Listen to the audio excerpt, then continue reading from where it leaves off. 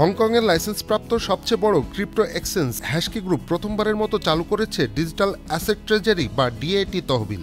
প্রাথমিক লক্ষ্য $50 কোটি তহবিল সংগ্রহ।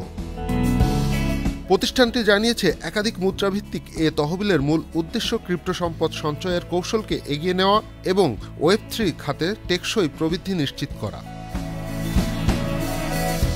ডিএটি মূলত ক্রিপ্টো সম্পদ সঞ্চয়ের নতুন পদ্ধতি। এখানে বিভিন্ন তালিকাভুক্ত কোম্পানির বিটকয়েন, ইথেরিয়াম সহ নানা ক্রিপ্টোকারেন্সি মজুত রাখা সম্ভব।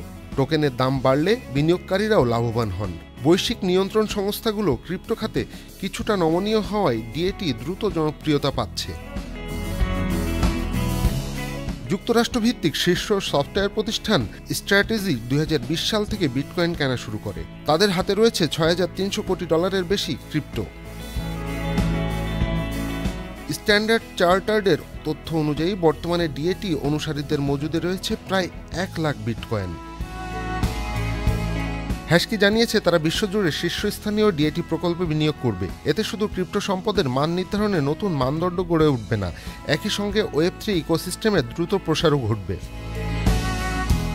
ওয়েব3 হলো এমন এক পরবর্তী প্রজন্মের ইন্টারনেট কাঠামো যা একক নিয়ন্ত্রণের বাইরে থেকে ব্লকচেন প্রযুক্তির মাধ্যমে পরিচালিত হয় এবং নিরাপদ, স্বচ্ছ ও ব্যবহারকারীদের নিয়ন্ত্রণে থাকে।